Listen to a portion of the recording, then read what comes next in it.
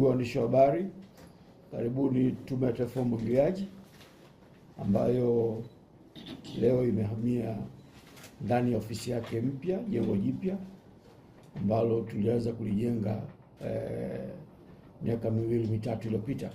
Tunashukuru serikali kwa kutuwezesha kutupa ofisi hii.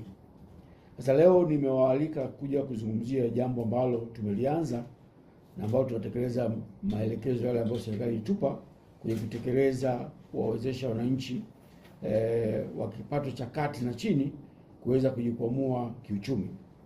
Tume ilielekezwa ianzishe mradi wa uchimbaji wa visima, lakini pia tume ilielekezwa itafute njia ambazo zitawezesha wananchi wale wenye mashamba madogo madogo au maeneo madogo waweze kujiwezesha kiuchumi. Kwa pamoja na utekelezaji wa kazi ambayo tume inaifanya wa ujenzi wa miradi mikubwa ya umwagiliaji, pia tume ilianza zoezi la kuchimba visima nchi nzima, na zoezi hilo tunaendelea nalo mpaka sasa hivi tunapozungumza. Tumeshachimba visima 390 kwa mikoa 15 ambayo ni mikoa Tabora visima 44, Manyara 33, Singida 32, 42 Geita, 17 Mara, 30 Njombe, Dodoma 93, Pwani 10, Mbeya 7, Morogoro 17, Iringa 20, Tanga 22, Arusha 10, Ruvuma 5 na Mtwara 8. Tuna mikoa ambayo imebakia, mikoa kama 10 ambayo tutaendelea kufanya zoezi hilo baadaye. Malengo ambayo tulikuwa tumepewa na serikali kwa mwaka uliopita wa fedha ilikuwa ni visima 1064.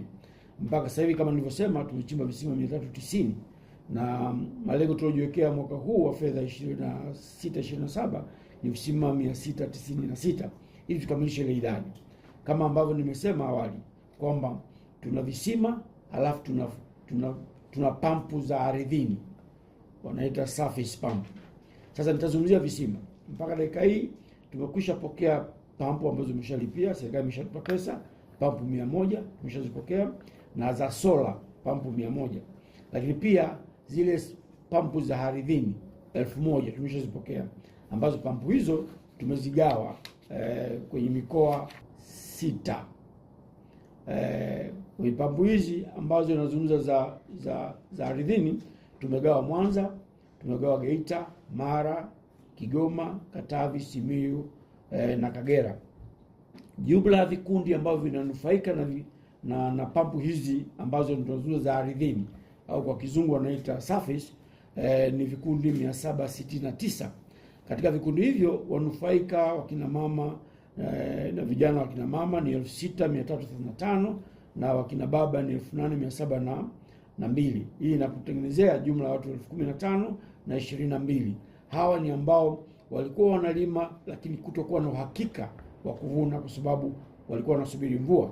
Kwa kupatia visima, kwa kupatia pampu, maana yake wataenda kuwa na uhakika. Kwa jumla ekari ambazo zitakuwa zimeongezeka ni ekari 13518 katika ujumla wake. Sasa ndugu waandishi wa habari, kwa nini nimewaita leo hii? Nimewaita kueleza kwamba zoezi la ugawaji wa pampu zile za surface tumeelekeza baada ya maelekezo ya Mheshimiwa Mkuu Waziri ambaye ndio alipaswa kuzindua zoezi hilo, akanielekeza kwamba niwasiliane na wakuu wa mikoa wote ambao pampu zimepelekwa kwao ili wao wasimamie zoezi hilo kwa niaba yake Mheshimiwa Waziri. Kwa hiyo zoezi tumeshalifanya. Kwa hiyo wakuu wa mikoa kwa mataratibu zao ndani ya mikoa watazigawa hizi pampu kwenye maeneo hayo na kwa wanufaika ambao tumewataja. Sasa nini tunaendelea mbele? Tunatarajia kupata pampu zingine 1000 za jua, wanaita solar pump, ambazo nazo hizi za ardhini tunazungumza ni solar pumps.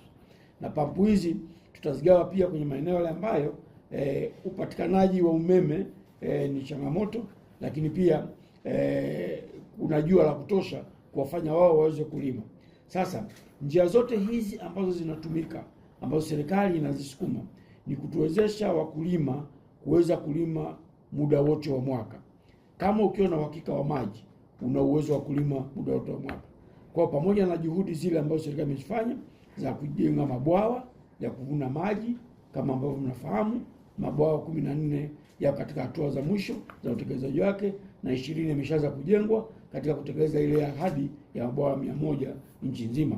Kwa hiyo kama tume tumejipanga kuhakikisha kwamba malengo ya serikali ya awamu ya 6 kuhakikisha kwamba wananchi wanaweza kujibidisha kwenye kipato, tunaenda kuyatekeleza. Sasa zoezi lote hili na mradi wote huu wa pampu, nitakuja tena siku nyingine kuwaalika, kuwaeleza usimamizi wake, ufungaji wake, utekelezaji wake, utawezaje kuongeza ajira kwa Watanzania. Matarajio ya kwetu ni nini?